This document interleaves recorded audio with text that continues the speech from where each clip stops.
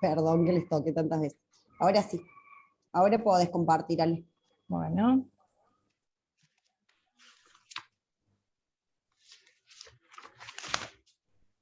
¿Se ve ahí?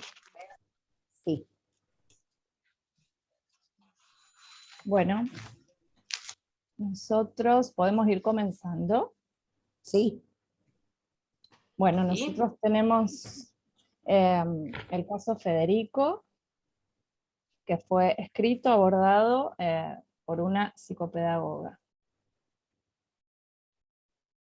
Ahí voy, ¿eh?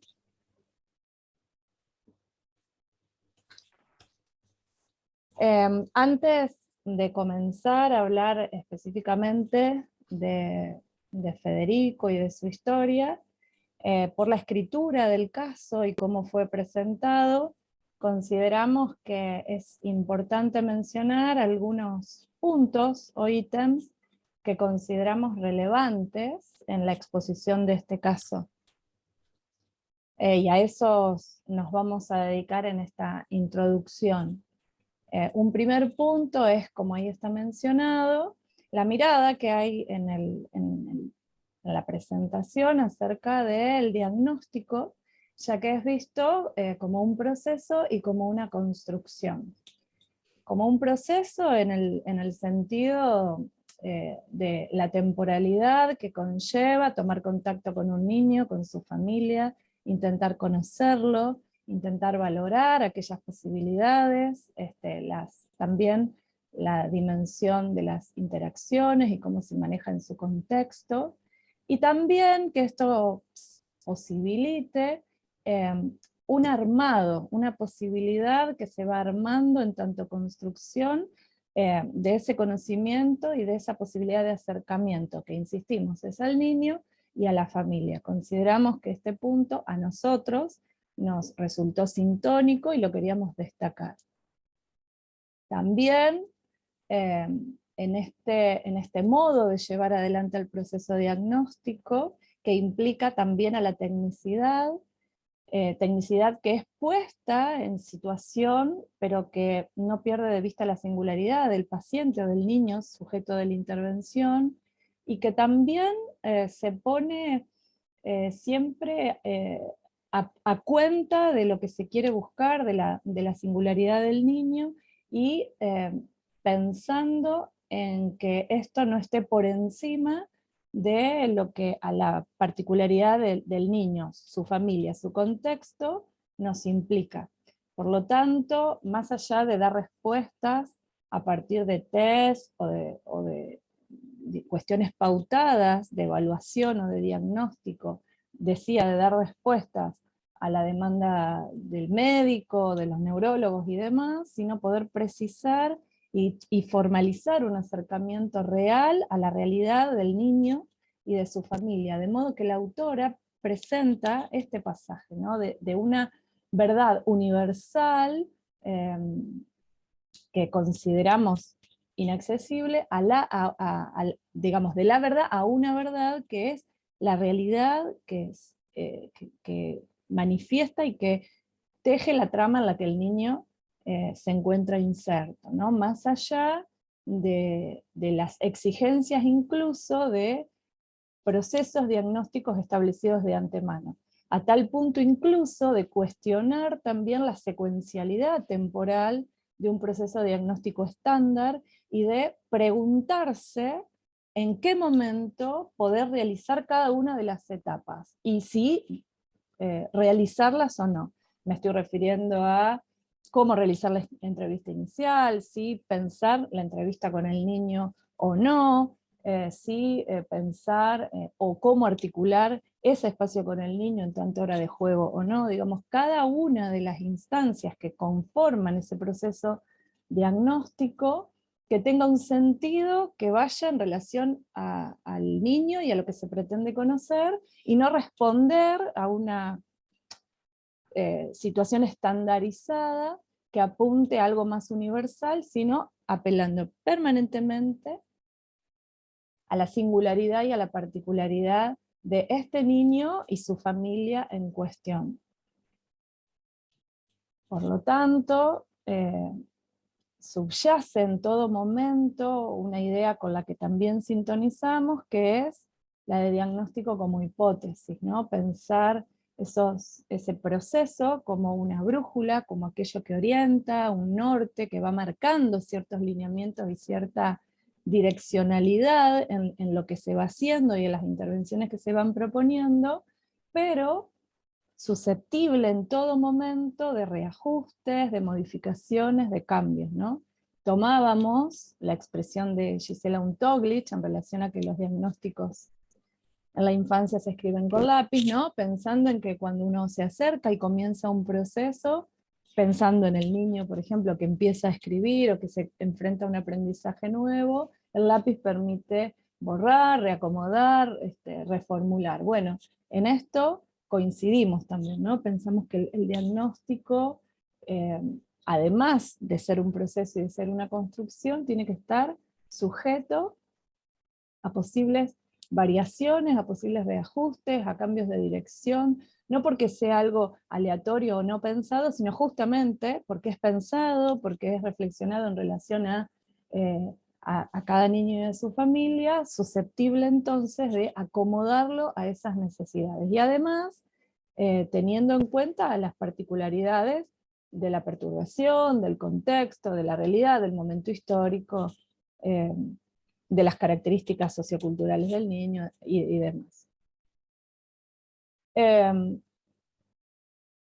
esto lo queríamos destacar también porque vemos que más allá de tener o de pensar al niño como sujeto de la intervención, nunca se piensa por separado. Creemos o pudimos leer en el devenir de la escritura del caso que hay una intencionalidad de ampliar el foco de la observación y de la intervención, pensando de una manera casi sistémica, incluso la intervención, ¿no? O sea, si bien el motivo de consulta está ligado a un niño, pero que esto no limite o delimite la intervención, y que también es posible que incluso no se llegue al trabajo directo con el niño, sino que se pueda pensar en la orientación familiar, en el trabajo con la escuela, en generar contextos más favorables. Digo, nada que ninguna intervención que se circunscriba eh, el accionar, sino que pueda pensarse en relación a tramas de intervención a una estructura mucho más circular que lineal en ese abordaje, ¿no? Y esto nos parecía muy interesante. Si bien no lo manifiesta expresamente la autora, lo leíamos o lo podíamos ver en lo que subyacía, ¿no? Y bueno, y algo no menor, ¿no? Nos encontramos, después vamos a particularizar la situación de Federico con su diagnóstico de epilepsia temporal sintomática frente a una patología orgánica. También la profesional se sitúa de una manera particular, ya que piensa y sostiene que esa patología orgánica dice algo de una persona, pero no todo, y que un diagnóstico, aún frente a cierta organicidad, eh, devela y revela algunas posibilidades, pero deja por fuera muchas otras. Incluso la posibilidad de que pacientes que compartan el diagnóstico presenten manifestaciones o resonancias en sus familias completamente distintas. Por eso mencionábamos que, bueno, una patología orgánica, y así se sitúa la autora, no anula ni la posibilidad ni el devenir, ¿no? Por eso decía, dice algo, pero deja por fuera muchos aspectos o dimensiones de la persona que también es necesario indagar, comprender, evaluar, conocer.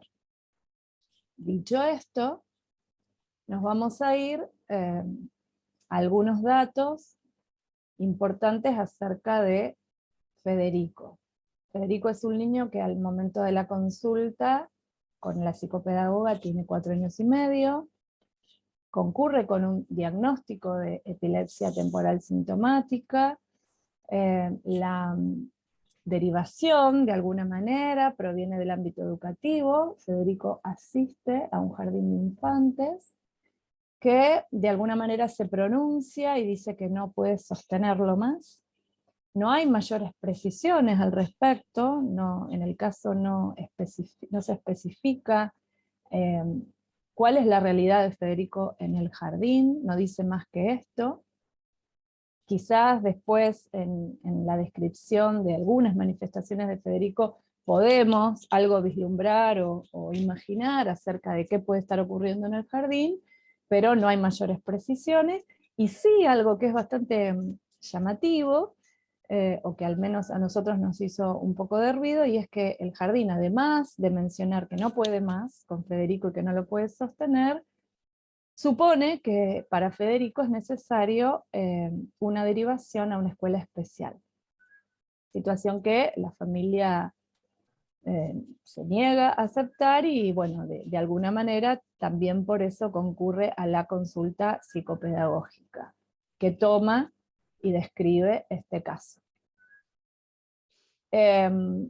Nosotros pensamos algunos datos relevantes de Federico y lo tratamos de organizar en un genograma que está muy básico.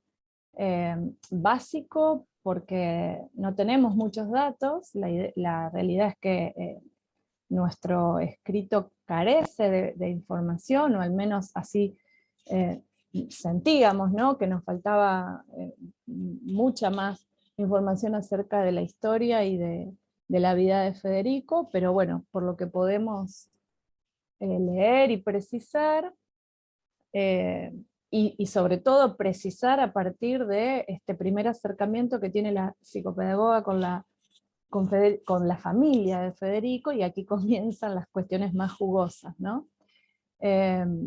A esa primera entrevista concurre su mamá, que se llama Beatriz, no tenemos mayores precisiones de su edad, pero también concurre la mamá de su mamá, la abuela Olga, y la pareja de su mamá, que se llama Ricardo.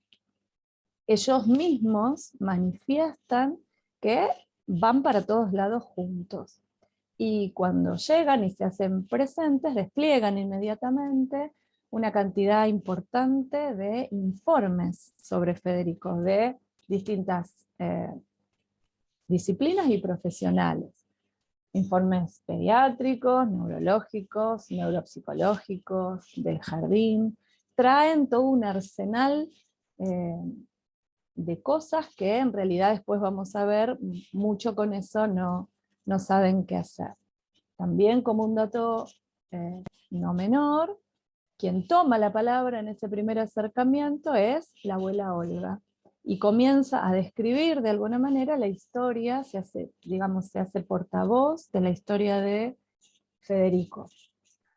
Manifiesta que los papás de Federico, el papá se llama Juan, la mamá decía se llama Beatriz, se separan cuando Fede tiene 11 meses, y que por un largo tiempo han perdido contacto con ese papá Juan, hasta pasados los 2 años aproximadamente, cuando, bueno, Beatriz lo busca su contacto porque Federico estaba internado, y bueno, menciona que lo busca en realidad por alguna situación de dinero. Después, con el devenir de la entrevista, la misma abuela Olga manifiesta que en realidad nunca estuvieron casados porque su papá, Juan, ya tenía una mujer y tenía 3 hijos, y que en la actualidad, aunque el papá, Juan, vive con sus papás, sigue teniendo contacto con su ex esposa, y han tenido recientemente un 4.º hijo. Por eso, como carecemos de datos, ahí en el genograma aparecen estas personas que mencioné, y no tenemos mayores precisiones acerca de estos medios hermanos de Federico. Hago además una salvedad, en el genograma nos confundió, donde dice Juan es Jorge y donde dice Jorge es Juan, ¿no? Pero ahí aparece. En este momento viven, como están rodeadas ahí el núcleo familiar, Olga, Ricardo, Beatriz y Federico. Por otro lado, también Olga manifiesta que cuando Federico tenía 3 años y medio, Beatriz hace pareja con Jorge, a quien Federico llama papá, pero que en la actualidad no conviven, pero tienen vínculo. También Juan visita los fines de semana a su papá, a Juan.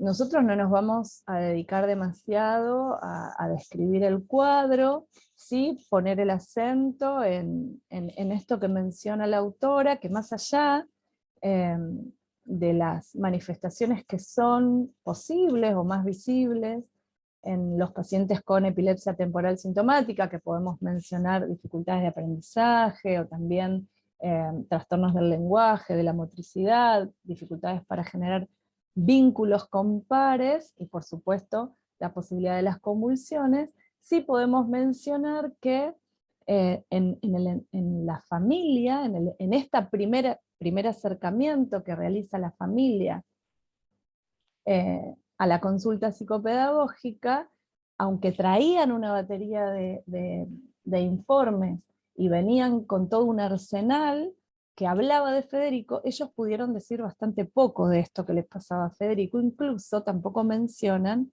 que él convulsiona.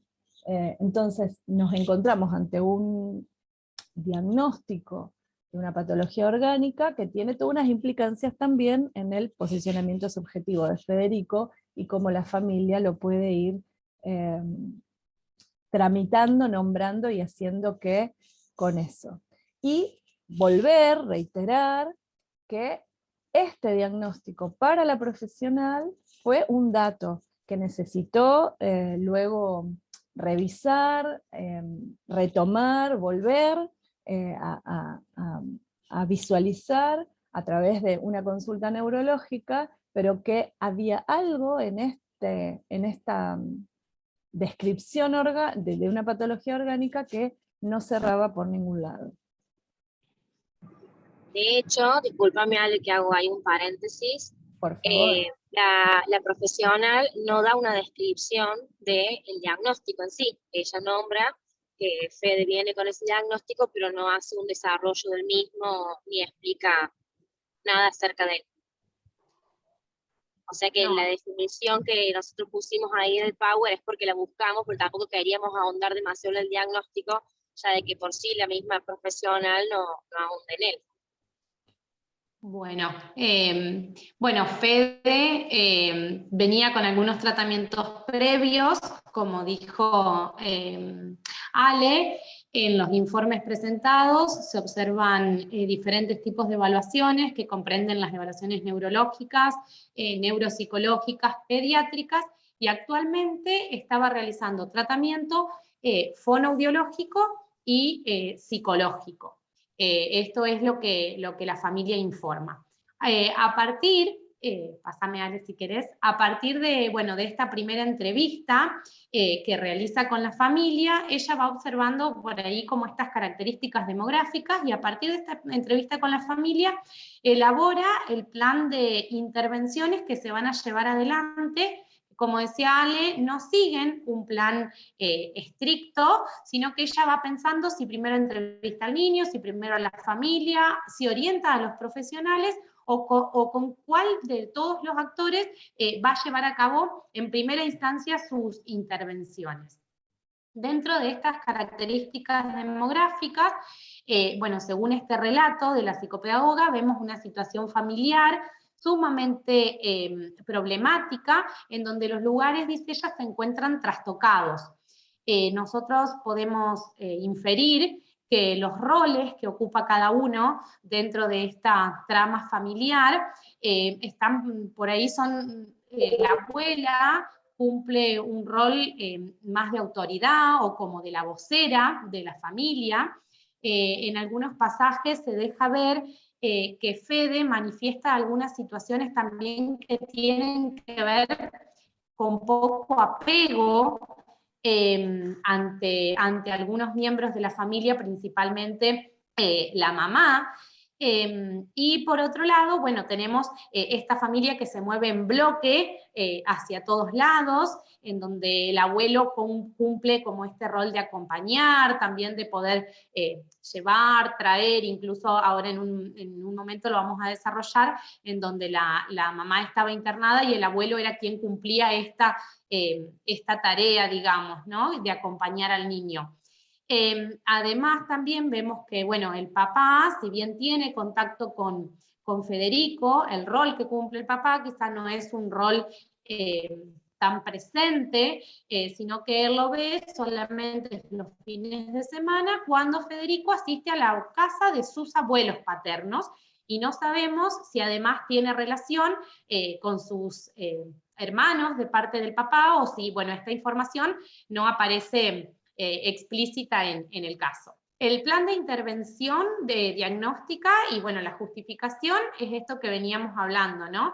Que en primera instancia se solicita la primera entrevista con la familia para ver y pensar cómo se van a llevar a cabo este proceso o este proceso diagnóstico de valoración y las intervenciones que se van a llevar adelante.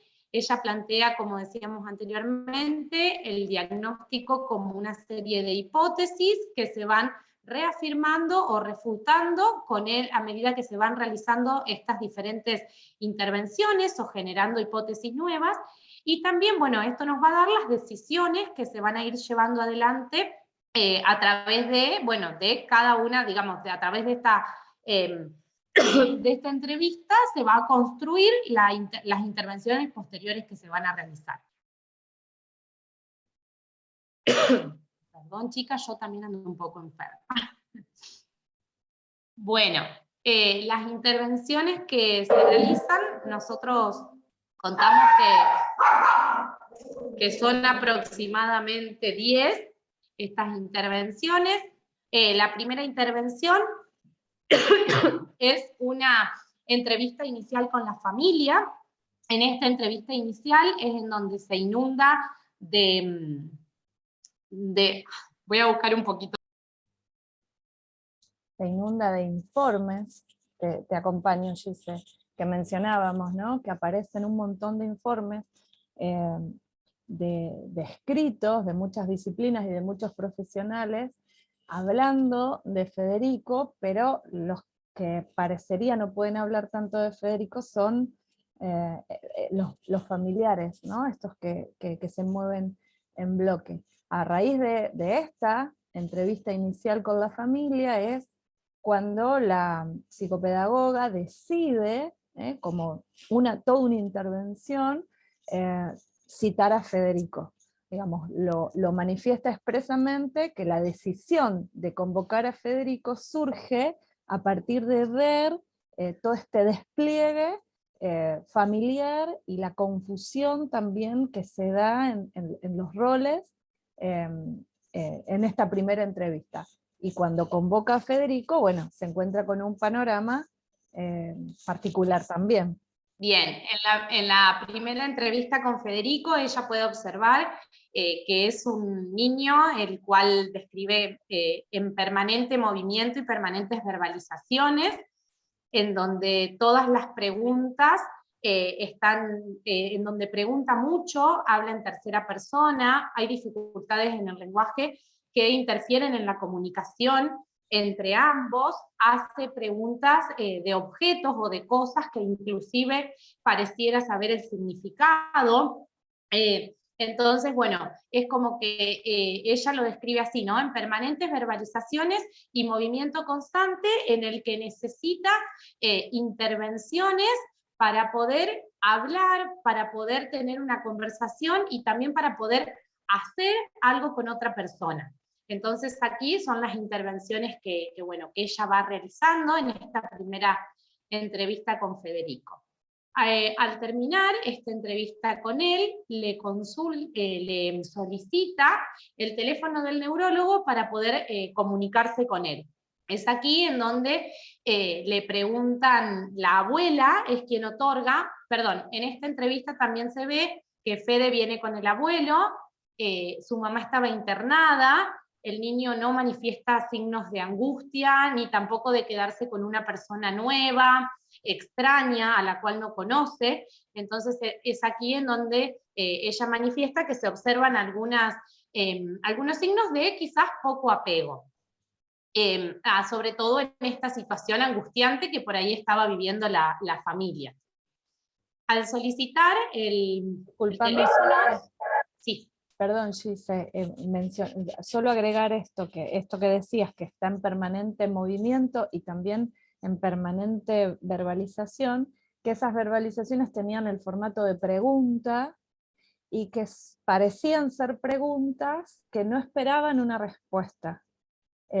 Preguntas que llenaban más un espacio, y que en ese momento, en el transcurso de ese primer acercamiento con estas características que mencionaba Gise, acerca de quedarse con un extraño y no parecer no registrarlo, y que el abuelo se vaya, y tampoco fue posible construir una escena de juego. Mucho, o al menos la idea en el relato es de mucho picoteo con un objeto, con otro, mucha pregunta y poco juego. Sí. Bueno, aquí cuando se solicita el teléfono del neurólogo, hacen referencia, si del último neurólogo, entonces, bueno, se llega la psicopedagoga llega a la conclusión de que habían pasado por varios de ellos, por ahí no encontrando o las respuestas que esperaban, o no sintiéndose quizás parte de este tratamiento, o encontrando los resultados esperados en Fede, porque Fede seguía con las convulsiones. A partir de este momento, que era una información que ellos habían omitido en la primera entrevista, la psicopedagoga vuelve a realizar una entrevista con la familia, los vuelve a citar, y es acá en donde juntos van a elaborar una lista de preguntas para hacerle al nuevo neurólogo. Ante la propuesta de realizar nuevamente una consulta con el neurólogo, la familia pregunta como que si es necesario realizar otra nueva consulta con otro especialista más. Entonces es ahí en donde, al no poder dar cuenta de qué es lo que ellos tenían que hacer con Fede antes una crisis convulsiva, cómo ayudarlo, no poder explicar el diagnóstico con sus palabras, es ahí en donde ella hace esta intervención de poder involucrarlos en forma activa a la familia. Para esto hacen una lista con todas las preguntas que le van a realizar al neurólogo, y también, bueno, solicitando si Federico podía o no concurrir a la escuela, o necesitaba esta derivación hacia la escuela especial, que era por el motivo de consultas que ellos habían asistido. Una vez que ellos estuvieron con esta lista de preguntas, consultaron con el neurólogo pudo responder a todas las preguntas que ellos tenían. Fueron sin Federico a la consulta, fueron ellos solos, por sugerencia de la psicopedagoga. Nosotros inferimos que dos cosas. Por un lado, que por ahí los tiempos de los niños no son los tiempos de los adultos en las consultas a los médicos, entonces para que ellos puedan estar tranquilos, sacarse las dudas y poder conversar con el neurólogo, que tener información para poder apropiarse de todas las herramientas y poder ser partícipes activos en los tratamientos de Fede, y poder entender este diagnóstico para poder actuar.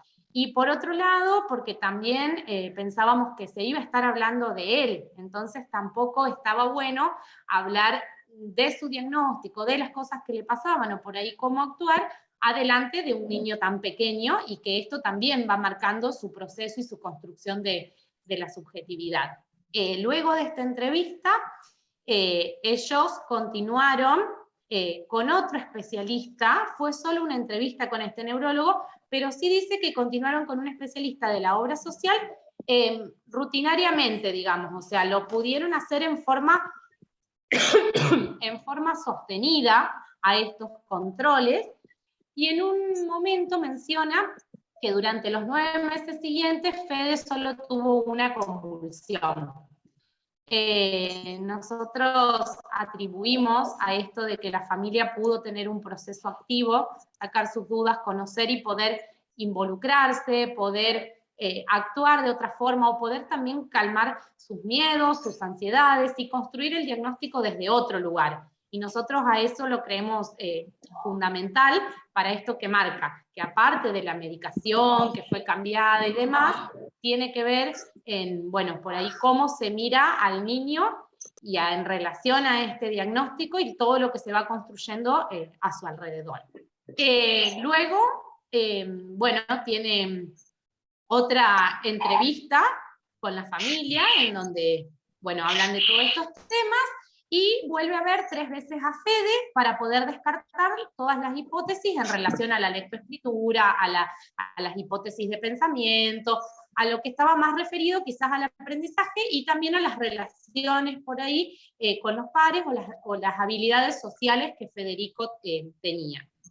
Y por último, lo que realiza es una entrevista con la docente y la directora del jardín para poder ver cuál es el funcionamiento y el manejo que tiene el jardín, y poder ver cómo Fede estaba en este ambiente, pero a su vez cómo este ambiente se manejaba y si era el adecuado o no para Federico en todas las tramas que se van construyendo.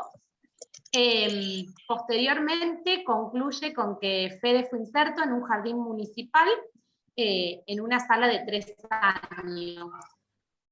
Por lo que nosotros inferimos que, bueno, que lo cambiaron de institución educativa, Perdón, y que, Gil, bueno, Fede tiene 4 años y medio, asiste, sí.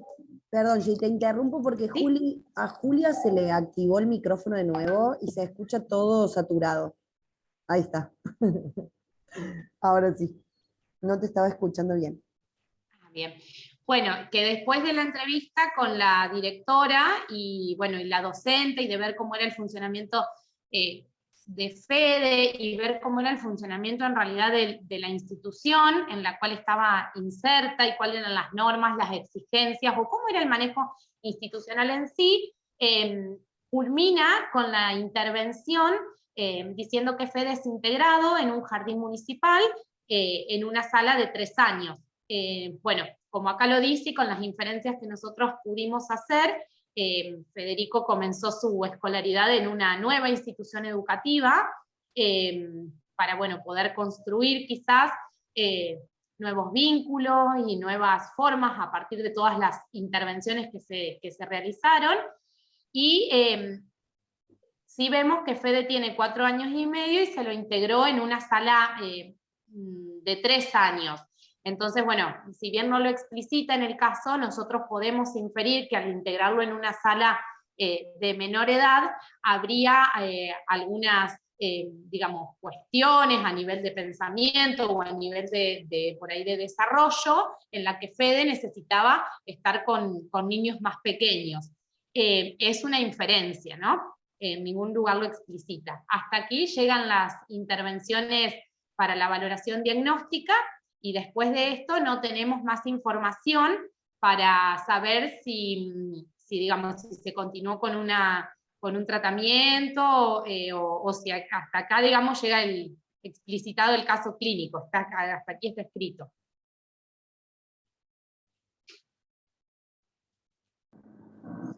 Bueno, en relación a la conclusión en sí, es un poco compartir el proceso que nos llevó a nosotros a realizar este trabajo. En un primer momento, en una primera lectura y en una primera reunión con las compañeras, concluimos de que nos faltaba mucha información acerca del relato, ¿no? Lo que el profesional nos relataba, para explicar el caso más de la forma más exhaustiva, ¿no? Nos faltaba más en cuanto al proceso diagnóstico, cómo se llevaba a cabo, las sesiones o qué se preguntaban por ahí en las entrevistas, cómo era el proceso en sí para llegar a las hipótesis que llegó. Eso por un lado, lo cual después, bueno, con esta cuestión de las inferencias y lo que pudimos rescatar, haciendo otras lecturas acerca del caso, bueno, lo que pudimos armar acerca de todo lo que ellos nos brindaba como información. Pero más allá de ello, también compartimos la mirada de la profesional, compartimos la forma de abordar y de pensar al sujeto, este hecho de que haya trabajado con la familia para armar una lista de preguntas para el neurólogo, para que haya pedido un certificado de que si realmente Fede podía hacer las actividades en el jardín y demás. Creemos que ese tipo de trabajos, que ella también lo nombra, y esto de no solamente trabajar con el sujeto en cuestión, sino que muchas veces es necesario trabajar con la familia. En este caso, era muy necesario, ya que era la familia que no entendía directamente lo que era el diagnóstico de Fede. O sea, ellos tuvieron un diagnóstico, pero no tenían información acerca de él, no sabían cómo se sentía Fede, no sabían cómo actuar, qué hacer. Entonces, cuando tuvieron las respuestas a sus preguntas, o las respuestas a lo que Fede realmente sucedía, pudieron actuar realmente en conjunto, y de ahí se vieron los resultados a nivel orgánico. Pero bueno, no, básicamente fue mucho de lo que también nos dijeron las chicas en el proceso que estuvieron compartiendo. Nos faltó información para poder saber un poco más con detalles acerca de todo el proceso, pero sin embargo compartimos la mirada de la profesional, la mirada abarcativa y compleja de la situación, y que la profesional vea la intervención como una apuesta que se puede reevaluar, ¿no? Esto que también dijo Ale en su comienzo. Bueno, no sé si algo más para compartir. Sí, yo por ahí un poquito esto que también veíamos, que este caso no va tanto quizás por el lado del orgánico, si bien hay esto de la epilepsia que es orgánico, y que ella dice que bueno, que tiene otros pacientes con epilepsia y que sin embargo no tienen los mismos comportamientos que Fede, sino que va más bien al orden de lo subjetivo y de la construcción que se va realizando en la trama en la que Fede está inmersa, él y su familia, y que se va construyendo mutuamente. Eso lo deja en claro bastante la profesional al momento de narrar el proceso, el caso clínico, haciendo hincapié en la subjetividad, en lo singular del sujeto, haciendo hincapié de que el proceso diagnóstico no, bueno, escapando a esto de los test y la cuestión tradicional, sino dando su mirada. Sí, y pensando lo orgánico como una dimensión más de la persona, que en este caso está atravesada por una epilepsia temporal sintomática, ¿no? Que se articula con lo afectivo, con lo social, con lo cognitivo, digamos, se articula. Por eso pensamos y sostenemos una mirada compleja que subyace en esta, al menos en el relato que podemos tener, ¿no? Porque también confesamos que cuando terminó la parte de Federico, yo pensé que tenía mal impreso el texto, digo, me está faltando, no puede ser que terminó acá. O sea, como que uno se quedó con más ganas de saber, bueno, el devenir propio de Federico, qué sucedió. Bueno, capaz la autora después sacó otro capítulo, no lo sabemos. Bueno, buenísima la presentación.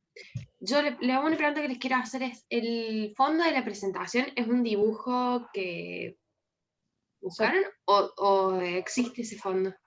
No, yo trabajo en un nivel inicial y forma parte de una actividad de un niño real este dibujo. Me encanta. Es bellísimo. A la antilla de esto. Es bellísimo, claro. Bueno, es un niño de 5 años. Me parece que resumía también un poco lo que es Federico. Cuando les escuchaba, pensaba, no sé si alguna lo tomó así o se le ocurrió pensarlo así, en esto de que la escuela pide o dice que no lo puede contener más, que tiene que ir a una escuela especial. Y yo digo, ¿no será que eso también fue una intervención de la escuela para ver qué efectos causaba?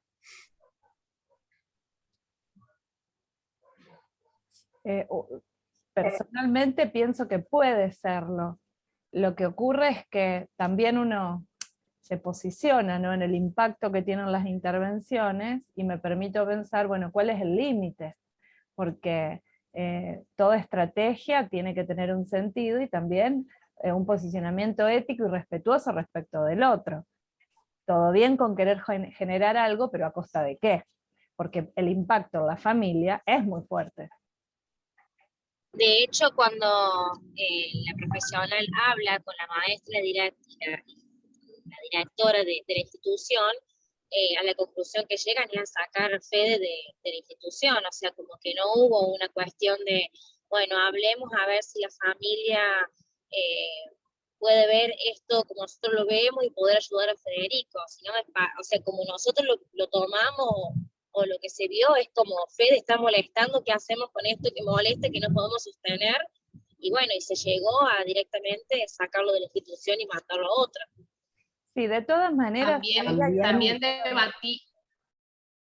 También debatimos que cuando ella decía que Fede se integra a una sala de 3 en un jardín municipal, no sabíamos si ese, o sea, lo hemos debatido, y si ese se integra tenía que ver con integrar, de empezar una nueva sala e integrarse con todos los compañeros, o hablaba de un proceso de integración escolar. Eso lo debatimos y o sea, lo pusimos como diferentes perspectivas y miradas, como un signo de pregunta en realidad. Como un signo de pregunta y un agujero negro, porque en realidad una de las demandas expresas que se hace al neurólogo es que pueda pronunciarse acerca de qué puede hacer Fede y si podía en todo caso continuar la escolaridad común, digamos, y el informe que realiza el neurólogo no explicita que sí, que está en condiciones de afrontar un proceso de aprendizaje normal, digamos, ¿no? Pero después nos encontramos hacia el final con esto que menciona Gise, con que se integra en otra institución,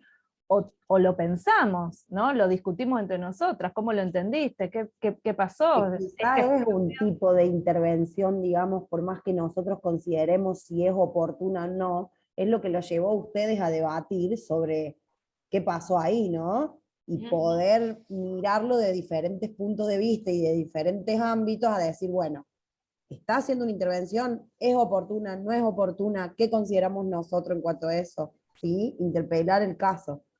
Sí, ahí se presenta cierta, por eso digo un agujero negro, o cierta contradicción, porque por un lado, la evaluación parecería ir en dirección a que Federico va resolviendo, va acotando a partir de la medicación, de convulsionar menos, de que la familia se organiza, va acotando esas manifestaciones y pudiendo más, pero a la vez no solo se cambia de institución, sino que teniendo 4 años y medio en ese momento se va a una sala de 3, ni siquiera una de 4.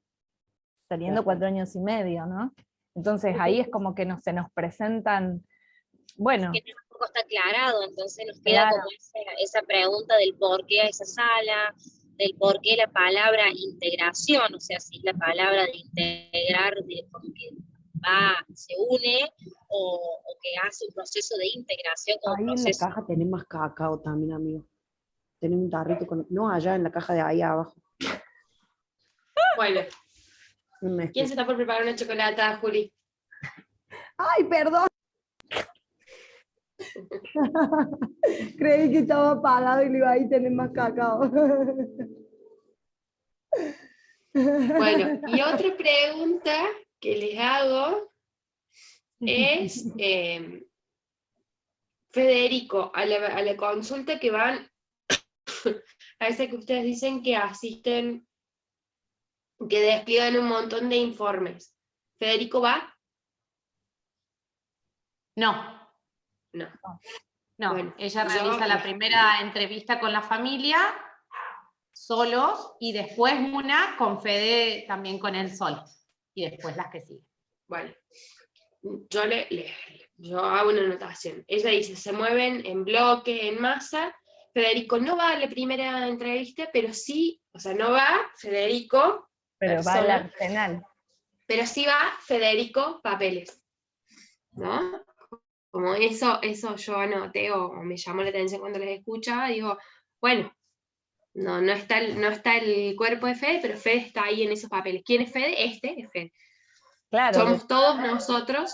de todas maneras, cuando después aparece que Federico convulsiona hasta 3 veces por día, después de verlo a Federico, y esto es tomado como una novedad, como un dato que se había pasado por alto, surge y se pone sobre la mesa que este desconocimiento que mencionábamos del diagnóstico, de qué hacer frente a una convulsión, o sea, podían decir que hasta se podía morir, pero no qué hacer, cómo anticipar, cómo vislumbrar quizás la posibilidad de, o sea, y también ahí lo pensábamos desde que por ahí la familia no es la responsable de saber eso. Y pasaron por tantísimos profesionales y nadie se detuvo quizás a pesquisar que había que hacer ahí algo de educación, digamos, de acercamiento, no solo de la información o del diagnóstico, sino de escucha, de qué se sabía, qué se comprendía, qué se necesitaba saber, para poder realmente ser, como después aparentemente sucedió, sujetos más activos de esa problemática. Sí, ¿no? Como ahí también leo o puedo pensar en el supuesto saber que uno pone en el médico, y que a uno le pasa, o sea, yo lo pienso así, me pienso también como mamá cuando los llevo a los chicos al pediatra, que a veces pasa que uno no pregunta, o porque el timing tampoco da, o porque, bueno, suceden muchas cosas y por ahí uno se va con esa duda. Sí, a ver, salvando la distancia que tiene esta patología, con la gravedad que tiene, tener una convulsión y todo esto, ¿no? Pero bueno, quizás una familia que, bueno, no tenía como herramientas para preguntarlo, ningún neurólogo se frenó a decir, che, ¿saben? ¿Necesitan algo? ¿Quieren que les expliquemos? Bueno, también eso. Y bueno, y con esto que ustedes decían que les faltaba información, o que se quedaban como con ganas de seguir leyendo, también pienso en esto justamente, en los modos de escribir, ¿sí? En donde pone el foco esta psicopedagoga que escribe, ¿sí? a este Federico, y qué decide escribir. Porque sin duda que ella sabe toda esa información que a ustedes les faltó, pero consideraba, por algún motivo, que no la necesitaba poner, ¿sí?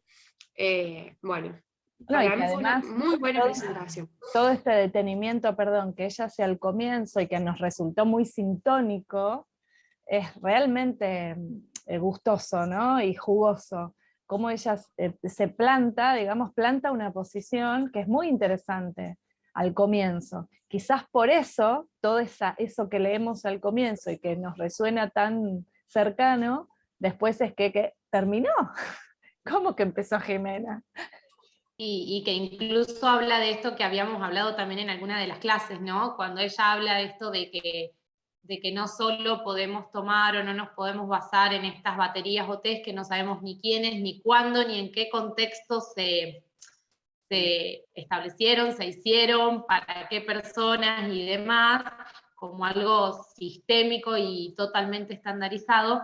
También cuando habla acá del pasaje de esta verdad a una verdad, habla también de pasar de la verdadera certidumbre, que por ahí quizás te dan estas evaluaciones que muchas veces son un número, a la incertidumbre de poder construir. Y bueno, eso también habla de la incertidumbre de pensar cada intervención, de pensarse uno, de pensar a ese niño en el contexto y de volver a repensarlo una y un montón de veces, porque siempre está en esta construcción dialéctica de lo que vamos pensando y de cada piecita, digamos, que se va moviendo en cada intervención o que se va construyendo.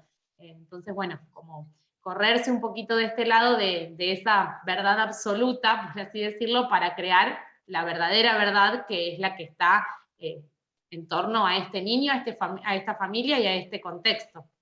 Y que esa introducción que ella plantea al comienzo escapa del caso real de Federico en realidad.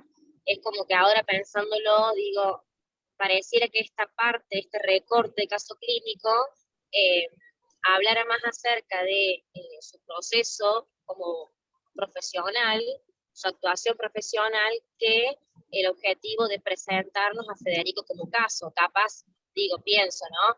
A lo mejor hay otra parte de este escrito en que habla más acerca del caso en sí. Y yo me quedo pensando, lo pensaba mientras leía y mientras lo trabajábamos y lo discutíamos, la necesidad de volver sobre lo obvio, que a veces lo que parece obvio es lo más lejano, o lo que uno pasa por alto, y resulta ser en algunos puntos lo vertebral, ¿no? Como en este caso, poder contactar realmente con la familia y vislumbrar el cuadro para a partir de ahí despuntar algo, ¿no? Sí, y también a mí me parece, bueno, esto de que plantea esto del trabajo en equipo, porque digamos, o sea, ella pidió el teléfono para poder hablar con el neurólogo, si bien no terminó concretando la entrevista a ella, porque trató de empoderar a la familia y la intervención terminó siendo otra, de poder contactar, de poder tener una comunicación, y que bueno, a veces nos cuesta mucho, ¿no? Por ahí, bueno, nos cuesta. Particularmente hablo de acá y que generalmente los neurólogos suelen ser de afuera y demás, hay personas que son muy abiertas y con las cuales podés entablar un diálogo, y hay personas con las cuales uno por ahí es difícil de llegar o de comunicarse o de que te respondan un mensaje, no sé, un mail. Entiendo bueno, que la demanda debe ser muchísima, pero bueno, la importancia que te da el trabajo en equipo para poder ver el todo y todas las partes. Tal cual, muy buen análisis, chicas. Bien. Bueno, chicas. Muy buena presentación. Perdón. Y lo último, ya dije que era lo último como 4 veces, pero esto es lo último. Destacar que justamente el trabajo en equipo, porque con las compas fue un placer encontrarnos y discutir y poner en común y cada una aportar desde lo suyo, y la cosa iba creciendo a medida que nos encontrábamos, que nos desencontrábamos y que volvíamos a poder pensar, así que un placer. Gracias, compas.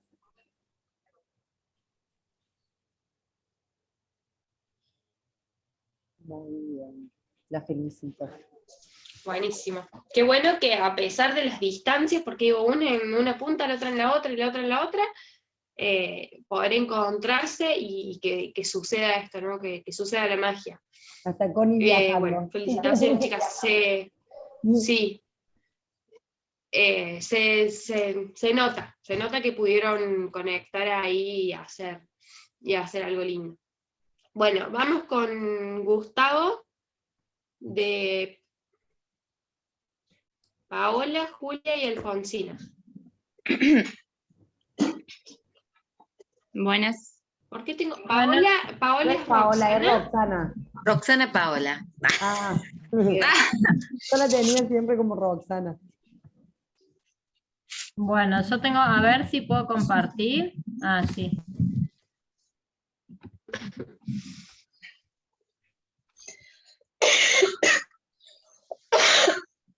¿Se ve ahí? Sí. Bien. Bueno, ahora cómo sigo tocando.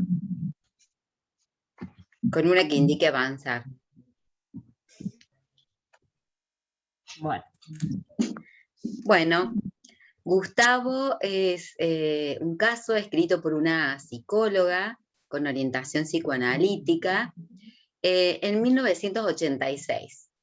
Ella tiene la oportunidad de reescribirlo y a nosotras eso nos pareció realmente productivo, porque ella en el escrito puede demostrarnos cómo después de un tiempo uno puede volver a reflexionar y a volver a hacer un análisis sobre eso que se pensó en un determinado momento. Ella comienza ubicándonos a través de un marco teórico donde nos deja ver su línea de trabajo, su formación, y bueno, y nos cuenta en primera medida que en ese momento ella tenía una línea desde el psicoanálisis bastante fija, que tenía que ver mucho con lo inconsciente, y que ahora, con posterioridad, puede incluir conceptos nuevos que tienen que ver con lo innato, con lo genético, y con la función parental, la importancia de la familia en el crecimiento, en la crianza de un niño. Gustavo tiene 5 años, al momento de comenzar el tratamiento, con un diagnóstico congénito de sindactilia completa en sus manos, polidactilia en pies con reduplicación del pulgar. Ella no nos describe lo que significa. Nosotras después lo que hicimos fue presentar el caso tomando el modelo que nos brinda Juliana Perrone, porque era un caso que nos brindaba mucha información. Entonces podíamos ver varios de los ítems que Juliana nos propone para que el caso, digamos, esté completo, o sea, todo lo que podamos sacar en limpio, ¿no?, del escrito. Por ejemplo, después, al final, hacemos como una discusión y un análisis, unos aportes propios, pero bueno, primero pudimos poner sobre el motivo de consulta, que tiene que ver con un niño que presenta enuresis, trastornos del sueño y una obesidad incipiente, y que lo que principalmente preocupa es el vínculo con sus padres, en donde existe una imposibilidad de separarse de ellos. Los antecedentes relevantes son las reiteradas intervenciones que tiene que padecer Gustavo por este diagnóstico que padece desde pequeño, donde él tiene que permanecer mucho tiempo internado con yesos y férulas que le impiden ser independiente en su accionar.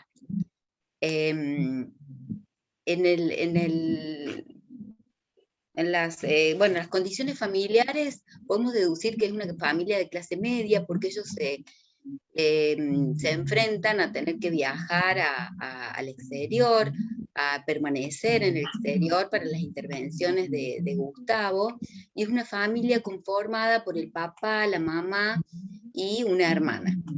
Bueno, no establecen las edades, pero tampoco cuentan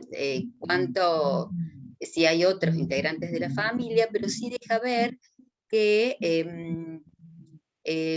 había sustitutos parentales para asistir a Gustavo en esos momentos de internación y de intervención quirúrgica.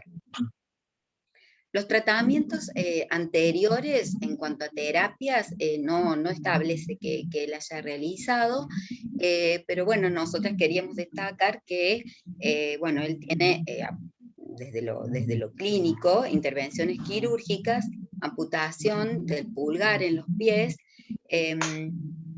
y bueno, yesos y vendas en manos a partir de eso que le tienen que realizar. La evaluación inicial de Gustavo... ¿No tiene que pasar la diapositiva? Ah, sí. Sí, pero no estoy pudiendo, aprieto y no puedo. No sé por qué no se pasa. ¿Se tendrá que pasar sola? Ahí está. Ahí. La evaluación Roxy, inicial... dígame cuando quieres que siga. Bueno, la evaluación inicial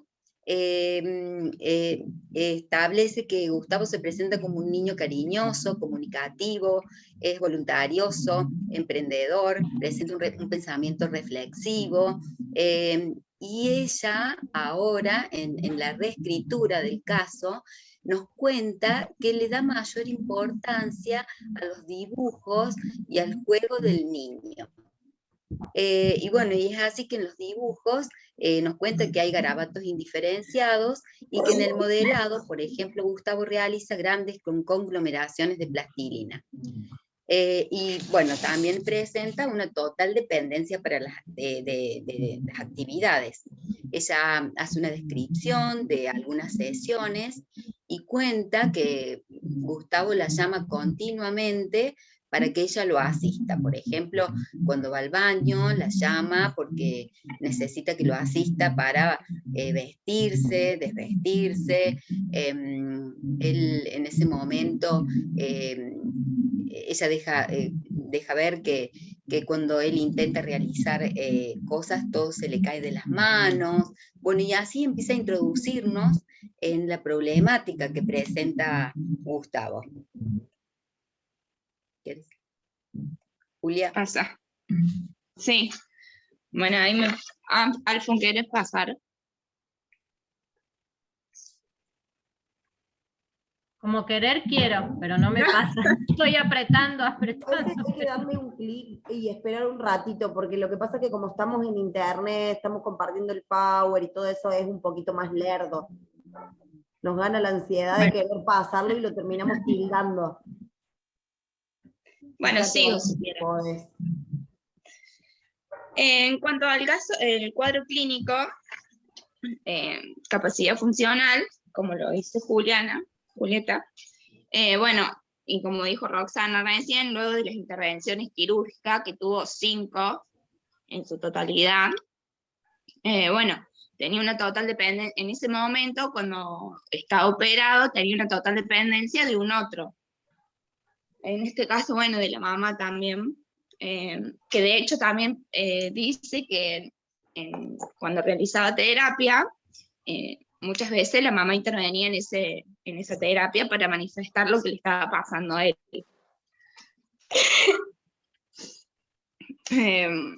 Bueno, Gustavo tenía capacidad para comunicarse y estaba interesado en intervenir en las terapias.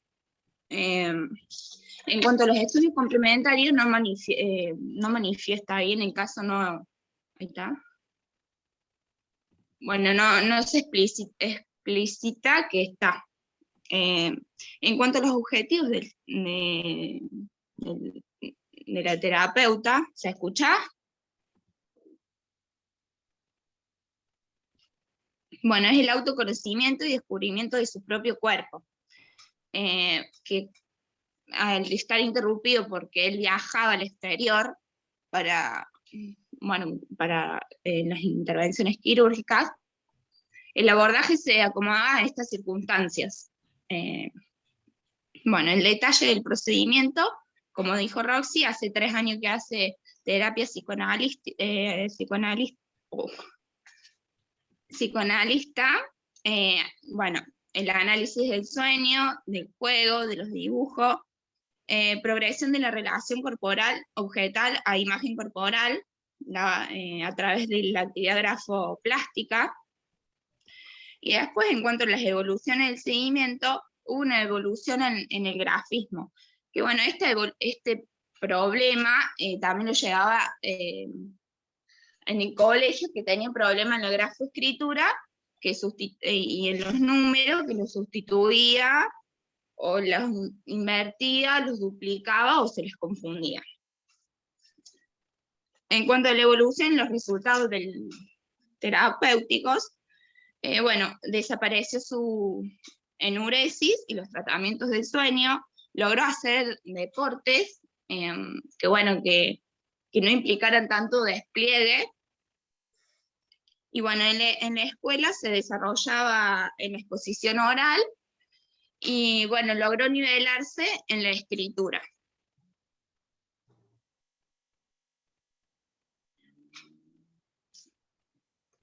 Bueno, ahí mis compañeras expusieron más o menos lo que la escritora nos va relatando en relación al niño, a la evolución, a los resultados a los que se llega después de 3 años de terapia.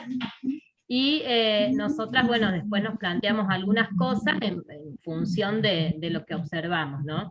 Como primera medida, esto de la escritura, del modo que tiene ella de escribir, ya con el título que le pone al caso, nos habla de un posicionamiento teórico, del psicoanálisis, como dijo bien Roxana al principio, ella lo llama lo disruptivo desde lo fallido del cuerpo.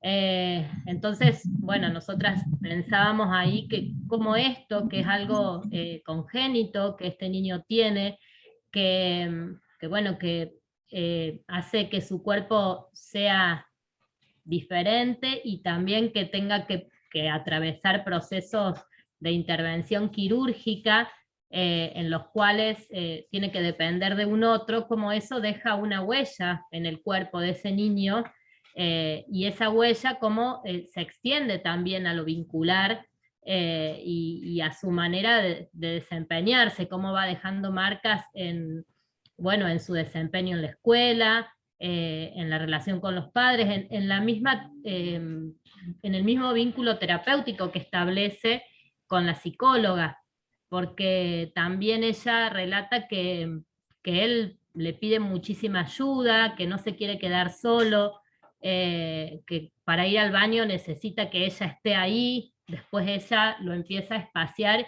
y empieza a sostenerlo un poco con la voz, a esta presencia, hasta poder lograr al final del tratamiento una autonomía por parte del niño. Bueno, en todo su trabajo, en toda la intervención que ella hace. Entre toda esta intervención, ella siempre confía en el niño y aún sabiendo que muchas veces no va a poder, ella le deja ver a él que sí, que va a poder, que lo haga, que lo intente. Y eso es lo que lo va ayudando a él a plantarse como un sujeto que realmente tiene posibilidades, aunque la imposibilidad está y muchas veces muy marcada por esto que se le caen las cosas o que tiene que estar vendado y demás. Otra cosa que nosotras por ahí veíamos en la escritura es que hay, no sé por qué, ella no probablemente sea por esto que en principio cuando escribe por primera vez el caso, ella no consideraba tanto los factores genéticos o lo traumático también, no habla de lo que tiene el niño en realidad, solo da el nombre. Entonces nosotras lo buscamos, nos informamos porque bueno, para poder hablar del caso consideramos que era fundamental, ¿no? Para tener un lenguaje común, y bueno, digamos, vendría a ser el beneficio de tener un diagnóstico como lo establece Camacho en el artículo que leímos, ¿no? Esto de poder tener un lenguaje común entre profesionales, un lenguaje común también con la familia, poder anticiparnos a lo que va a suceder, que es bueno, todo, ella no lo manifiesta, pero uno como terapeuta va pudiendo pensar junto con los papás cuál es el próximo paso a seguir dentro de lo que es el tratamiento médico. Entonces, bueno, eso nosotros lo resaltamos así, que como que nos faltó información y que era necesario que la buscáramos. Bueno, después, esto que ya dije, que hace una reflexión sobre el trauma, que no lo tenía en cuenta, ella cuando ya ve el caso muchos años después, lo considera y ella como que deja ver que podría haber intervenido de otra forma. O por ejemplo, la interpretación de los dibujos que en su momento no hizo, por la formación que tenía, luego la podría haber hecho de otra manera, porque en un dibujo se le pasaron algunas cositas que el nene había representado y ella en su momento no las pudo ver. Bueno, después también vimos, respecto a la bibliografía que habíamos estado trabajando, cómo la psicóloga puede acompañar a los papás, si bien no lo explicita, sí se da cuenta por los resultados que se obtienen, cómo acompaña a los papás en este proceso de duelo de ellos, en el duelo también que hacen niños sobre esta discapacidad, y en el duelo propio de ella como terapeuta, ¿no? Porque bueno, sin eso no se podría haber generado todos los beneficios que tuvo el tratamiento al final. Después otra de las cosas que veíamos es que ella en un momento dice que trabajó sola, el único profesional que interviene es ella como psicoanalista, y y el niño tiene un diagnóstico de un trastorno del esquema corporal, ¿no? Y en un momento ella dice que bueno, que no era necesaria, que no hubiese sido óptima la intervención de psicomotricidad, porque la reeducación psicomotriz no hubiese sido positiva, no hubiese, digamos, como que hubiese acostumbrado al niño a seguir como estaba, de algún modo lo plantea así. Entonces nosotras nos planteamos al respecto que hubiese sido más que oportuna la intervención de un psicomotricista. Quizás ella tenía un conocimiento poco claro de lo que la psicomotricidad implica, a lo mejor muy cerrado, o a lo mejor también era el conocimiento que se tenía en esa época, porque nosotras pensábamos que un abordaje clínico en psicomotricidad hubiese dado muchísimos resultados a la par del tratamiento de ella como psicóloga. Implementar todas las técnicas que nosotros utilizamos, las técnicas grafoplásticas, las técnicas corporales, seguro le hubiesen beneficiado a él como niño, y este trabajo interdisciplinario también para generar nuevas herramientas y llevarlas a cabo con él. Pero bueno, en ese momento quizás se hablaba de la psicomotricidad solamente como reeducación psicomotriz, o la psicóloga no tenía conocimiento de otra psicomotricista que intervenga de otro modo. Entonces, bueno, ahí nuestra crítica, ¿no? De que tranquilamente, y yo creo que para muchísimo beneficio hubiese sido positivo que intervenga una psicomotricista, y que trabajen entre las dos. Con todas las técnicas que por ahí ella misma utilizaba, pero también con otra mirada, porque ella utilizaba técnicas grafoplásticas con el niño, lo hacía hacer dibujos, lo hacía trabajar con modelado, y nosotras pensábamos por ahí también utilizar la relajación, el mapeo corporal, como para un mayor conocimiento y manejo del propio cuerpo del niño. Así que bueno, eso quedó ahí como que nos dio medio con un caño la psicóloga, pero bueno, era otra época, como dijo Roxana, en los años 80, y bueno, vaya a saber el conocimiento que ella tenía. Pero hubiese sido muy, muy interesante un trabajo en conjunto. Acá, o sea, nos daba a pensar, ¿no? El saber está puesto en ella, ¿sí? Ella pone el saber sobre sí misma. Y ella evalúa si busca o no la intervención de otros profesionales, pero dice que por lo general en su trabajo los síntomas remiten solos, con las técnicas que ella utiliza y con su forma de abordar. Pero bueno, es un caso largo que tiene muchos datos y mucha interpretación desde el psicoanálisis, pero muy rico. Y bueno, ella presenta en el caso también dibujos, donde también interpreta desde esta línea el simbolismo. Sí, también quería agregar que desde el mismo objetivo general, que es el autoconocimiento y descubrimiento de su propio cuerpo, que tiene ella, podemos, desde nuestra mirada, podemos trabajar con el mismo objetivo desde la mirada psicomotriz, abordarlo desde ese lado.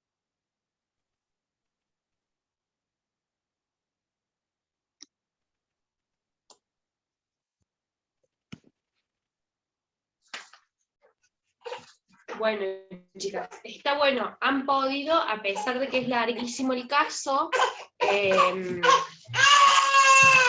denme un segundo. yo lo que agregaría antes, bueno, A pesar como de que es nosotras, rarísimo. Sí. no, nosotras como profesionales, donde tuvimos esta oportunidad de encontrarnos tres psicomotricistas de generaciones distintas.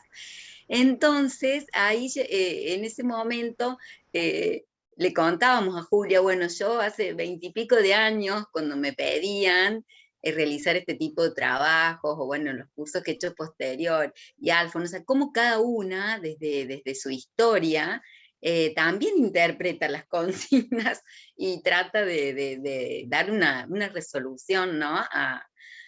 Bueno, así que tratamos ¿no? de acordar, de ver, ¿no? Cómo podíamos hacer. Y bueno, y también pensando en cómo las chicas han ido presentando sus casos, cómo nosotras, ¿no? Ponemos nuestra impronta.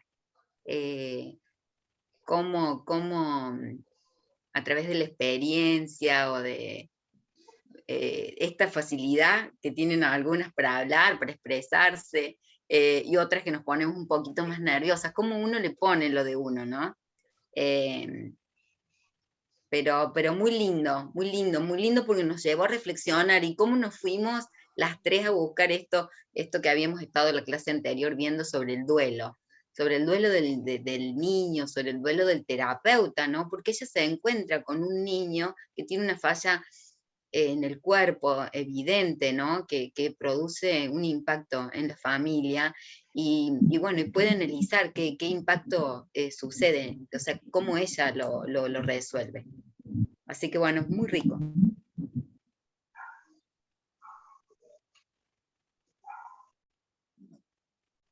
Qué bien también que esté esto que remarca Ro Sí, de... bueno, yo les decía, es un caso larguísimo, han podido como resumir bien.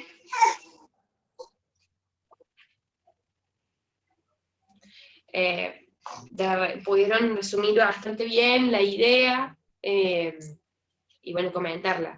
Después Alfonsina retomó el tema del diagnóstico, yo había notado eso también como para conversarlo, porque digo, no es un diagnóstico menor, ¿no? Con lo que le sucede, o con lo que al menos ella cuenta y analiza de Federico.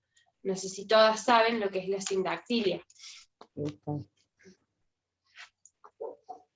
Si quieren, les explicamos un poco, eso a lo mejor lo salteamos, dijimos que era importante, está puesto en el trabajo, pero en realidad la sindactilia, uno escucha el nombre y piensa que no tiene dedos. No es que no tiene dedos, sino que los dedos no están separados, o sea, no se produce la separación, entonces se hacen intervenciones, muchas que van acompañando por ahí el crecimiento, porque hay veces está implicada solo la piel, pero hay veces están implicados hasta los huesos, entonces bueno, de eso va a depender los modos de tratamiento, pero la idea es poder separar los dedos. Y eso tenía él en las manos. Y en los pies tenía polidactilia, que él tenía un pulgar más en cada pie, entonces se lo tuvieron que amputar. Claro, eso, y en el caso no habla solo de la de separación, digamos, sino que también la pérdida que tiene del pulgar, del dedo, que no es solo la separación, sino una pérdida, en este caso del dedo del pie.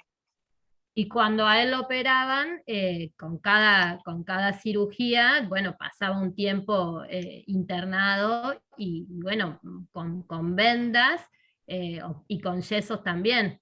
Entonces, bueno, eso lo limitaba mucho corporalmente en sus movimientos y obviamente necesitaba la asistencia porque ya sea para caminar y también para poder bajarse claro, el porque pantalón era en para el ir mismo al baño momento. o lo que sea, manipular Yeso en las manos, objetos.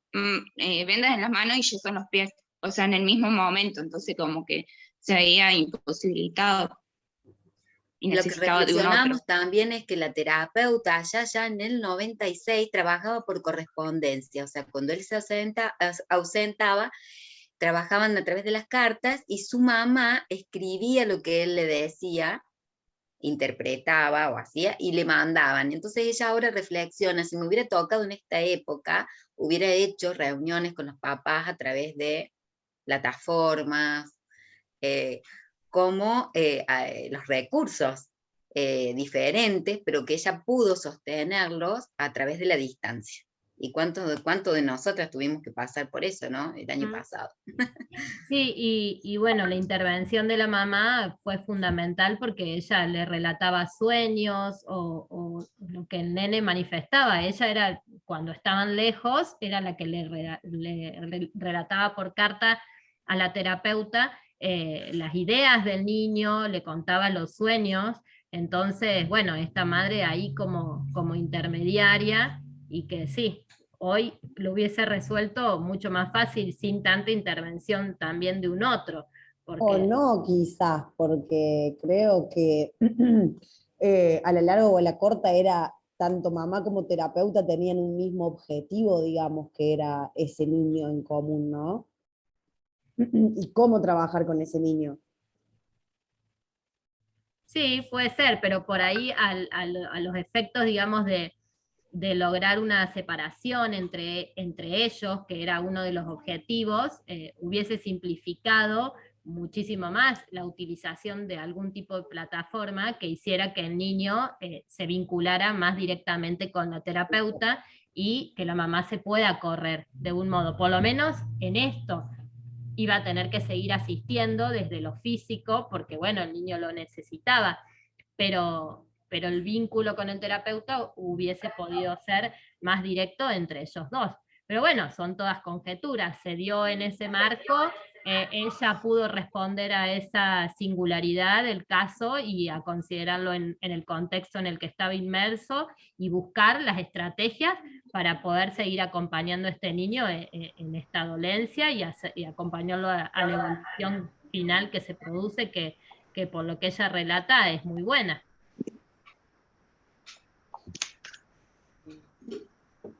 Bueno, Diana, ¿querés decir algo? Sí.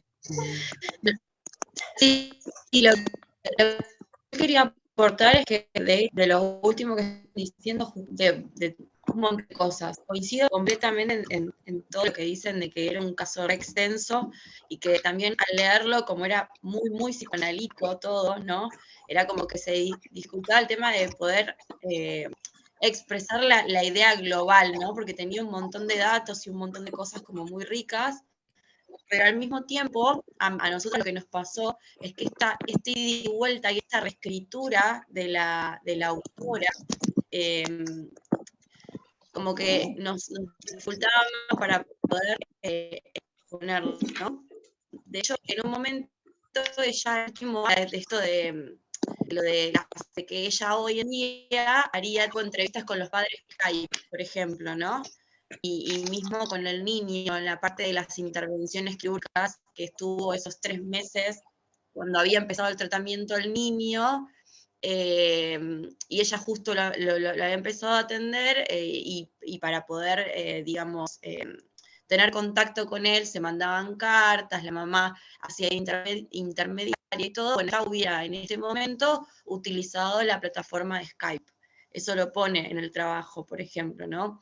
Como que todo el tiempo se va haciendo como una autocrítica a lo que va diciendo de lo que había hecho en su momento y de lo que haría hoy, ¿no?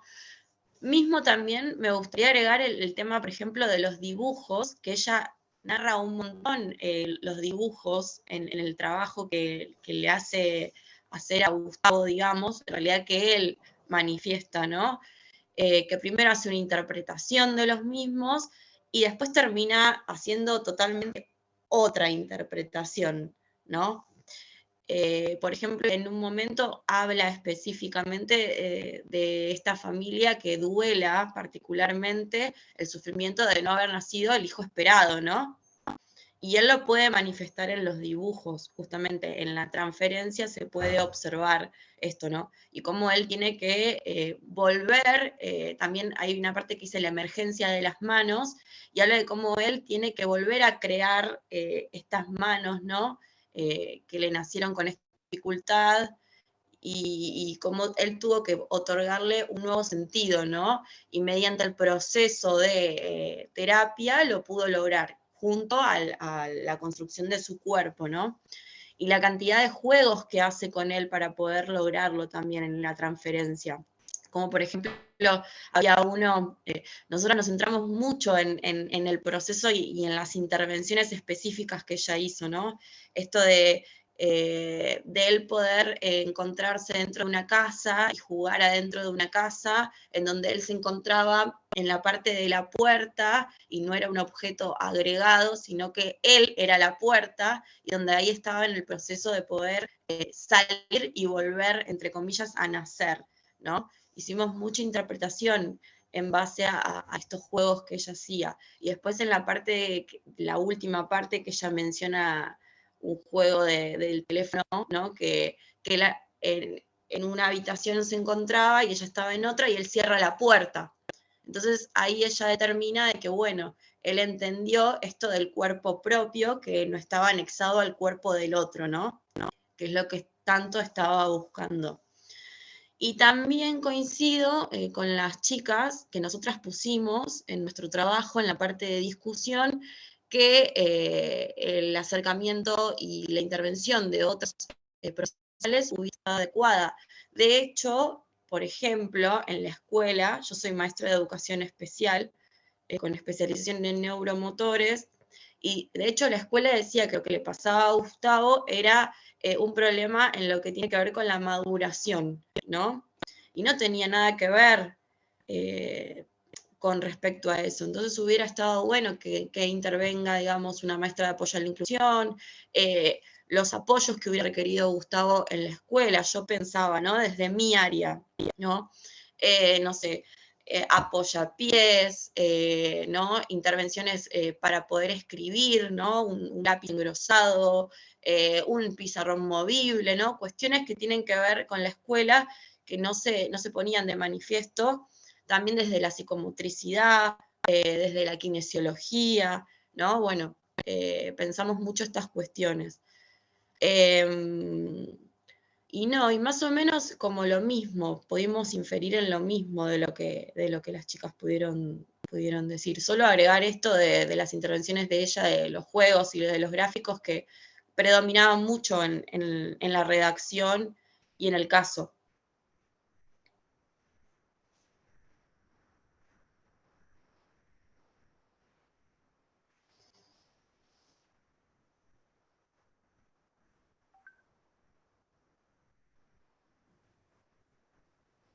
Creí que ibas a hablar, Juli, por eso estaba esperando. Perdón, ¿qué cambio? ¿Me escuchas? ¿Me escuchás? Sí.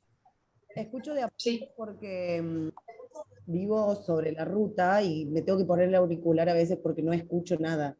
Y en el trayecto que lo conecto y lo desconecto, se me corta lo que dijiste. Escuché justo Juli y no... No, que creí que ibas a hablar, por eso estaba Es que estaba esperando. intentando eso, desactivar. Le quería preguntar a Dai si el caso de ustedes, el caso de Gustavo de ustedes, la presentación, ¿vos no la tenés? Sí, la tengo. ¿La quieren que la muestre? Sí, si querés presentarlo, aunque sea de la forma en lo que armaron la presentación de caso, estaría bueno. Sí, lo que nosotros hicimos es algo más extenso, porque lo que nosotros hicimos es totalmente distinto a esto. O sea, lo que hicimos fue hacer una presentación tal cual de la escritora, o sea, no con nuestras palabras, sino con las palabras de ella, y nosotros íbamos contando con nuestras palabras, que eso era lo que habíamos entendido. Es largo, si quieren lo pongo y lo voy diciendo. A ver.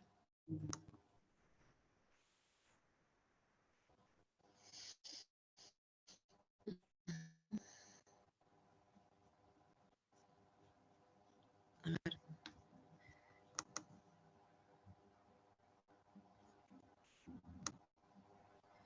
Mientras pone el gozo. ¿Alguien sabe por qué el resto de las chicas no se conectó?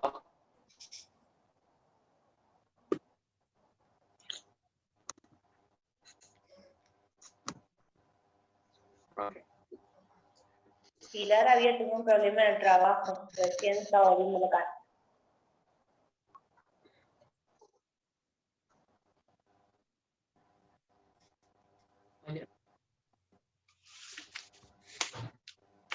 No, no.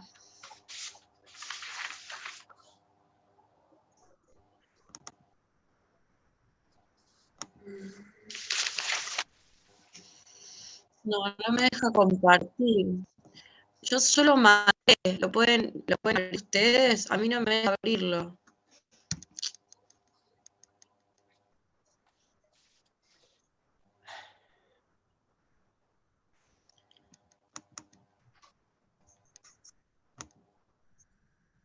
Bueno, Es la opción. ahí, como que se comparte y se deja de compartir. Bueno, Sí, no importa, después lo vamos a ver y veremos. Bueno, yo les había dicho la clase pasada de esto de la forma de escribir, ¿no? ¿Qué es lo que pueden como identificar, si alguno se anima a hablar, de estos tres casos como las formas? Si bien no todas, o no lo sé, si leyeron todos los casos, pero bueno, al menos con lo que fueron presentando las compañeras, ¿qué es lo que pueden decir de la forma de escribir?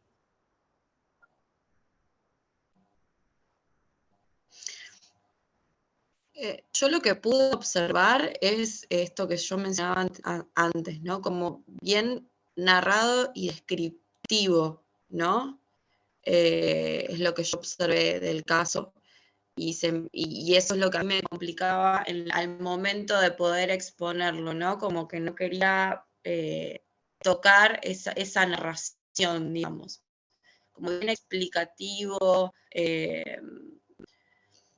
eso, como descriptivo de una situación, digamos. Eso es lo que yo puedo observar, bien detallado de todo. Bien. Pero también es la primera vez que yo leo casos clínicos, entonces estaba como...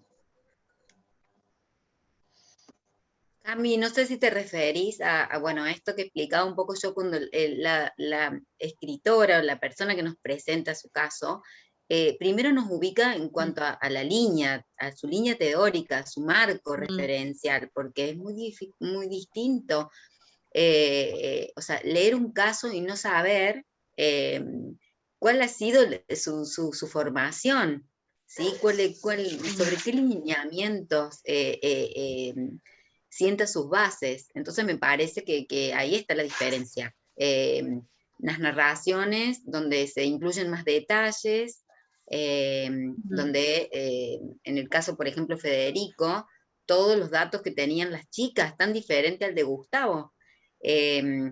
Sin lugar a dudas, eso marca una diferencia, ¿no? Y también tiene que ver con la profesión, ¿no? Está la psicopedagoga, ¿a dónde pone su impronta? ¿A qué considera que es más relevante? ¿Qué pasa con la psicóloga? El análisis que hace en el medio de la narración cada una de las profesionales. Yo les quería preguntar, ustedes cuando hicieron la selección para que analicemos los casos, ¿fue arbitraria, fue por sorteo? ¿Cómo lo pensaron? Porque... No, fue súper arbitrario, o sea, son estos 6 grupos, uno acá, uno acá, uno acá, uno allá, no hubo. Un poco sí me refería a esto, ¿no? De cómo el caso a ver, tenemos 3 casos, uno bien concreto que es el de Gustavo, que es el último, en el que hace una revisión, o sea, eso ya nos posiciona en otro, desde otro lado, ¿no?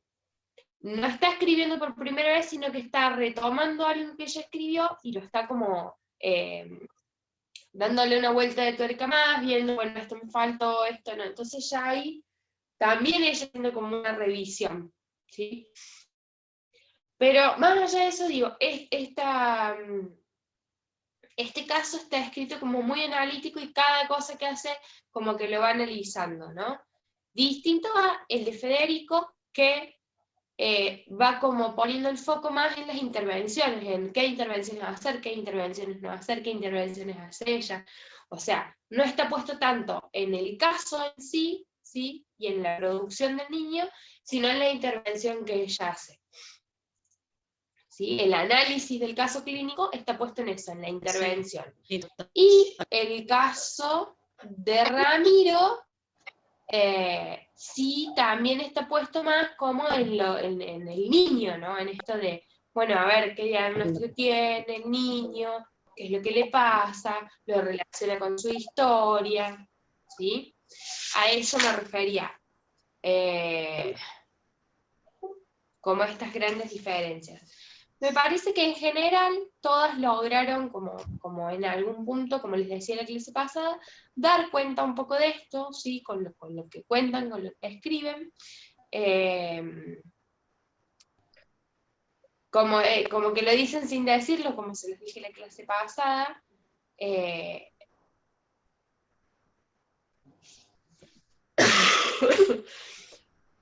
Bueno, todas dan cuenta de eso. Algunas a ver, se nota que hay como más, una lectura más crítica, otras a lo mejor un poco menos, se quedan más con lo informativo del caso, pero también tiene que ver con los modos de lectura y de interpretación de, como decía Roxana, de la consigna y de lo propio.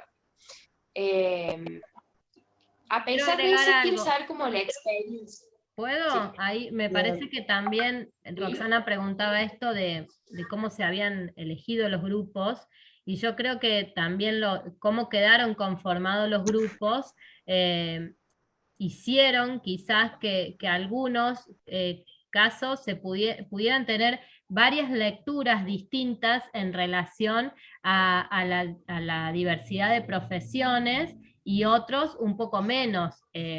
O sea, no justifico, pero por ahí nosotras somos 3 psicomotricistas, o sea, las 3 pensamos lo mismo respecto a nuestra intervención, que hubiese sido muy positiva en el caso, y por ahí no pudimos ver un poco más acerca de lo familiar. Yo me acordaba el primer caso que expuso, creo que hace, digamos, expone bien cómo está conformada la familia.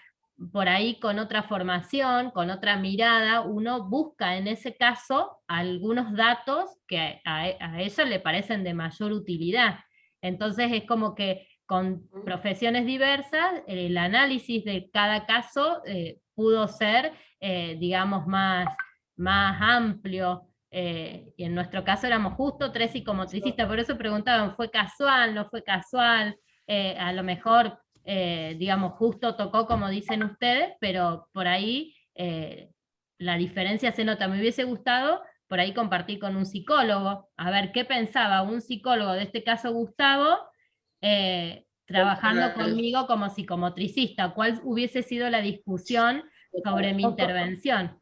Yo considero igual que fue muy rico también de su parte, porque como decía Roxana, son 3 psicomotricistas de diferentes tiempos, digamos. O sea, quizá Roxana no pensaba de la misma forma en la que piensa Julia hoy, que hace quizás menos tiempo que está inserta en el ámbito, y el poder debatir en cuanto a lo que pasa y el porqué de lo que pasa, o que quizás había un psicólogo y ustedes como psicomotricistas tampoco podían entender su parte, ¿sí? Me parece que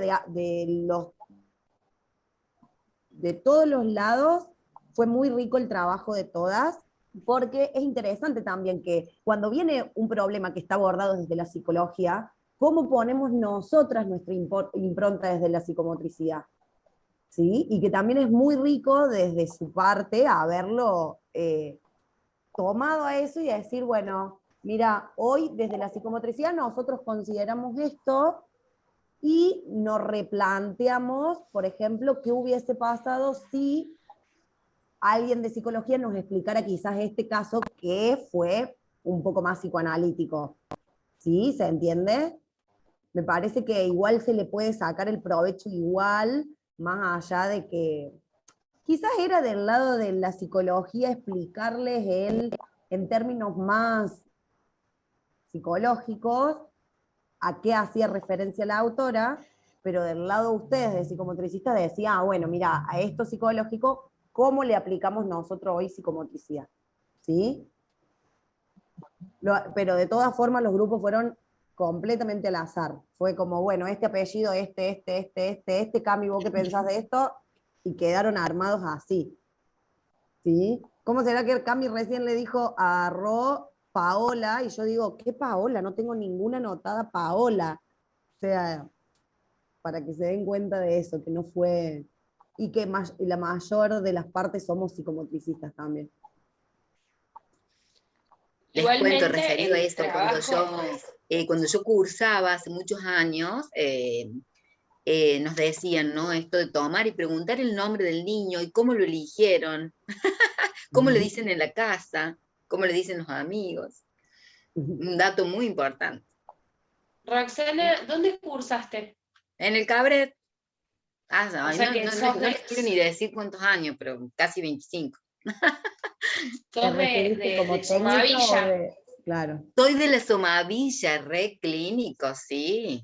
Sí. Yo también soy de Somavilla, ¿eh? Pero Cami también es de Somavilla. Cami también es de Somavilla. Y en el grupo de Somavilla. Yo soy del grupo de Julia. ¿Nos podrían explicar en qué idioma están hablando? Es una profesora. Totalmente. Una profesora del Cabret que daba, cuando yo cursé, daba técnicas diagnósticas, una cosa así. Y te daba absolutamente todos los test. Y sabértelo porque el parcial era eso. Te tocaba el test, por ejemplo, yo me acuerdo en un parcial me tocó test de dibujo de figura humana y desarrolle test de dibujo de figura humana. ¿A qué edad se toma? ¿Qué arroja ese test? ¿Cómo son las tablas? No, todo así, y era así como recta, y tenía siempre una guía que presentaba cuando uno iba a la primera entrevista, y era esto: pregunte el nombre del niño, cómo lo llaman en la casa y por qué eligieron el nombre. Por eso me río porque, bueno, después ya, yo la tuve el último año que estuvo en la facu y ya después no estuvo más. Nosotros con Sole y Julia no la teníamos. Nosotros veíamos 3 o 4. Yo la tenía en el grupo de clínica en el último año, y que era bastante colador, y cuando había alguien que a ella no le gustaba, digamos, cómo había sido todo su proceso, como que por ahí había venido zafando, como quien dice, ese último año te daba con un caño y salía, de todas las supervisiones salía llorando, si ella te tenía así media como entre ojos. Y bueno, y nos hacía hacer de cada sesión del niño en cámara Gesell, registro y análisis. Tenías el miércoles la sesión y el jueves a la mañana presentabas el registro y el análisis y te lo corregía, y palabrita que no le gustaba te lo hacía saber, y así era terrible el seguimiento que te hacía. A mí Camila también me lo hacía. Para mí era una divina, me gustaban mucho las intervenciones que hacían en la cámara Gesell, en sesión. Yo me sacaba el sombrero, tenía unas plataformas así, y así jugaba con el chico, con los niños, y por ahí hacía la media luna con esas plataformas. No, era un personaje. La Cami también nos hacía hacer registro y análisis y salíamos llorando de las clases de clínica. De práctica. No, no es verdad. Salían llorando porque tenían ganas de llorar, no por lo que yo pedía. No habrán sabido, Cami. Bueno. Igual. Bueno, son las historias. Lo mismo que acá. Ay, María Alejandra, son las historias del Instituto Cabret. ¿Vos dónde estudiaste? Ale, ¿vos dónde estudiaste? ¿Yo? En la Tecnicatura, en el Instituto Umbral, en la ciudad de Santa Fe, soy de la primera promoción, y la licenciatura en la Universidad de Morón. En Buenos Aires. En la época en las que se recibían de técnico en el Cabret, la mayoría hacía la licenciatura en la Universidad de Morón. porque mi primer año de la facultad recién ahí empezó a estar la licenciatura en psicomotricidad en Córdoba. Claro, yo la licenciatura la cursé en 2011 y 2012. Nosotras con Rola rendimos hace un año la tesis de la licenciatura con Roxana en la UPC. Ah, ustedes la tuvieron que hacer en los otros 2 años. O sea, nos hicieron ese último tramo de ciclo de complementación. Claro, el complementario. Porque ya no lo daban más, lo estaban dando en Río Cuarto. Pero bueno, hubo una última camada, sí, éramos como ¿cuántas? 160 empezamos, más o menos. Sí, pero cuando nosotras nos fuimos del Cabret, ni se hablaba de licenciatura. Claro, si el año que yo empecé a estudiar en el 2014 en el Cabret, y en el 2015 cambia la licenciatura. Claro, y yo me fui en el 2007. En el 2007 ya ese año presenté la tesis y...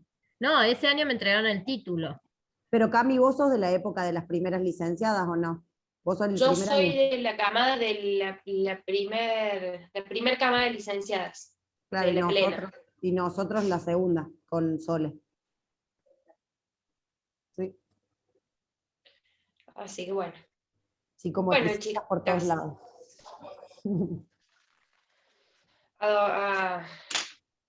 Bueno, la clase que viene, vamos a ver lo que es transferencia. La próxima es feriado. Que esa van a tener que entregar la actividad 4, que ya se la vamos a subir para que la vayan viendo. La otra clase, que es la del 24 del 6, vamos a hacer juego y observación. 24, Cami, ¿o no? ¿O el 26? El 24. Ah, 24. Sí. El 1 de diciembre, de julio, vamos a hacer un taller, ¿sí? Ese día, ese taller es evaluativo, es la 5, es la última actividad que van a tener. Así que ese día sí o sí se tienen que conectar. Si no se pueden conectar, tienen que avisar por qué y van a tener otro modo de evaluación. Y después nos quedan la 8 y de julio y el 15 de julio, que van a hacer el trabajo final. ¿Sí? Ahí vamos a ver, si por alguna cosa no llegamos al 15 a presentar todas, entonces extenderemos un viernes más, pero no se va a extender mucho más, ¿sí? Porque venimos bien con los tiempos. No sé si se acuerdan cuando empezamos la clase, yo les presenté, y teníamos, por las dudas, algunas clases bajo la manga, por si pasaba algo, para poder extendernos en estas cosas. Eso es como para que vayan teniendo una idea. Acuérdense, el 17 del 6, que va a ser feriado, van a tener que presentar una actividad. Esa actividad vamos a intentar que esté cargada esta semana, para que tengan 2 para semanas que puedan para hacer. cargarla el 17. Claro, para que tengan para el 17. Porque porque sabemos que las hacen el fin de y toda la cosa. Ese fin de semana es fin de semana largo, así que ninguna se va a poner el fin de semana largo a hacerlo. Más vale la entregan, se desligan y ya está lista. Bueno, eso. Y la clase que viene sí voy a conversar con las que no se conectaron hoy, porque no creo que todas hayan tenido problemas de algo, y me parece que también es una cuestión de respeto y de compañerismo conectarse a escuchar quienes no pudieron, o quienes no habían expuesto todavía, porque ustedes sí se conectaron y se quedaron en la clase escuchando a las demás. Entonces me parece como que está bueno también devolver a veces esas cosas, ¿sí? Chicas, además que siempre ¿puedo se hacer aprende. una pregunta por las dudas? Sí, por supuesto.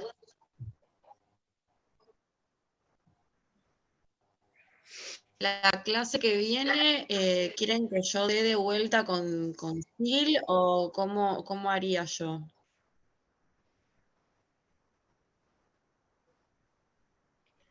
No, después nos vamos a poner en contacto por privado con vos, con Silvana, para ver cómo resolvemos. Pero quédate tranquila que entendemos la situación y está todo más bien. Vamos a ver otra forma, ¿sí?